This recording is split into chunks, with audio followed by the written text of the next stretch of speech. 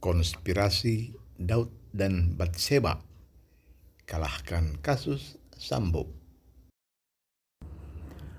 Apapun motif pembunuhan Brigadir Joshua, entahkah itu karena terjadi pelecehan seksual atau perselingkuhan ataupun masalah lain, yang jelas sudah jatuh korban jiwa, ada yang dipenjara dan konon akan menyeret banyak orang lain lagi untuk masuk penjara.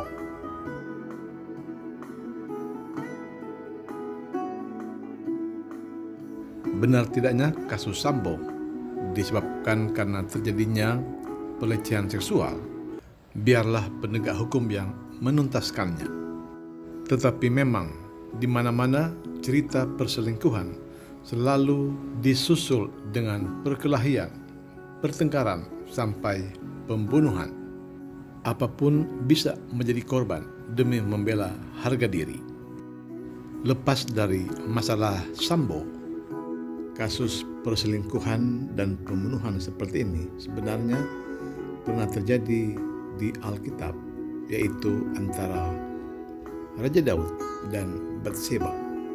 Walaupun kasusnya berbeda, tapi sama-sama mengandung pelecehan seksual yang berujung pada pembunuhan. Bedanya, kalau kasus Sambo terjadi sangat kasar dan brutal, kasus Daud dan Batseba justru terjadi sangat rapi, licik, licin, dan lihai. Adalah seorang tentara Israel bernama Uria sedang berada di medan pertempuran bersama teman-temannya melawan tentara Amon. Uria tewas di medan pertempuran, di medan perang. Uria tidak tewas di tangan temannya sendiri, tapi justru di tangan lawan, yakni tentara Bani Amon. Dan itu dianggap sebagai kematian yang wajar dalam sebuah peperangan. Tapi siapa sangka kalau ini semua adalah permainan Daud? Kisah ini tertulis di dalam 2 Samuel pasal 11 dan 12. Dikisahkan bahwa tentara Israel pada saat itu sedang terlibat peperangan dengan tentara Amon. Dan salah seorang dari tentara Israel yang ikut berperang adalah Uria, suami dari Batseba. Di istana Israel sendiri ada Raja Daud. Dikisahkan pada suatu petang, Raja Daud ada di soto istana. Dia bangun dari peristirahatan dan tiba-tiba dia melihat ke bawah, ada seorang perempuan sedang mandi. Perempuan itu sangat cantik dan disuruhnya memanggil perempuan itu. Dan singkat cerita, Daud pun tidur dengan perempuan itu, dan perempuan itu bernama Batseba, istri dari Uria, dan cerita selesai. Batseba pun pulang ke rumahnya dan semua berjalan seperti biasa, seperti tidak terjadi apa-apa. Daud juga melaksanakan kegiatannya di istana seperti biasanya. Tak berapa lama berselang, Daud kedatangan seseorang suruhan Batseba memberi kabar bahwa Batseba hamil. Daud pun kaget mendengar berita itu dan otaknya mulai bermain. Daud ingin menutup aibnya. Ia tidak ingin orang tahu bahwa dia menghamili istri tentaranya sendiri. Daud pun memanggil pengawalnya dan mengirim surat kepada Yoab, panglima tentara perang yang sedang berada di medan pertempuran. Isi surat itu sangat singkat, yakni Yoab harus menyuruh pulang Uria untuk datang ke istana. Uria pun sampai di istana menghadap Raja Daud. Sampai di istana ternyata tidak ada berita penting untuk Uria.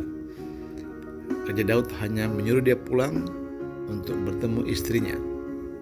Tentu dengan maksud supaya Uria pulang ke rumahnya, bertemu dengan istrinya, tidur dengan istrinya, yakni Batseba, agar kehamilan Batseba dianggap sebagai kehamilan yang wajar yang dilakukan oleh sepasang suami istri.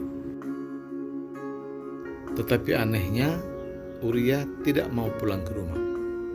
Kata Uria kepada Daud, "Masakan tentara Israel sedang mati-matian bertempur di medan perang, sedangkan dia bersenang-senang dengan istrinya." Jadi Uria tidak mau ke rumah, dia tetap berada di istana. Besok harinya Uria sengaja dibikin mabuk dengan tujuan agar dia pulang dan bertemu istrinya dan tidur dengan istrinya. Tetapi lagi-lagi Uria tidak mau pulang ke rumahnya dengan alasan yang sama. Melihat cara ini tidak berhasil, Daud pun mengambil langkah berikut. Daud menulis surat singkat untuk Yoab. Dia serahkan surat itu kepada Uria untuk diserahkan kepada panglima perang Yoab. Uria dengan senang hati menerima surat itu dan dia kembali ke medan perang dan menyerahkan surat itu kepada Yoab. Uria sendiri tidak tahu isi surat itu. Ketika Uria berlalu, Yoab pun membaca. Surat itu bertuliskan, "Tempatkanlah Uria di barisan depan dalam pertempuran yang paling berat. Kemudian kamu mengundurkan diri daripadanya, supaya ia terbunuh mati." Yoab tidak tahu menaung apa gerangan yang terjadi antara Raja Daud dengan Uria. Tetapi karena ini perintah, maka dia pun melakukan perintah raja. Dalam sebuah pertempuran yang berat, Yoab menyuruh Uria untuk maju ke barisan paling depan. Dan Uria ditewaskan oleh tentara Amon. Ketika Uria tewas, Yoab segera menyuruh pengawalnya memberitahukan kematian Uria kepada Raja Daud. Dan Daud tidak terkejut dengan berita itu. Dia malah berkata bahwa adalah hal biasa perang menewaskan orang. Berita kematian Uria sampai di telinga Batseba dan di seluruh rakyat Israel. Orang-orang bersimpati padanya dan mulai datang menghibur Batseba. Raja Daud kemudian mengambil Batseba menjadi istrinya, dan itu disambut gembira oleh seluruh rakyat Israel. Mereka menganggap bahwa Daud adalah seorang raja yang bijak dan baik hati. Dan sampai di sini pun tidak ada satupun yang tahu apa penyebab kematian dari Uria. Baik Batseba sendiri sebagai istrinya, rakyat Israel maupun Yoab sebagai panglima perang. Hanya Daud seorang diri.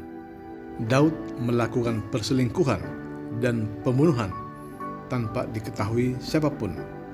Daud merancang ini semua seorang diri, begitu rapi, licik, licin, dan lihai.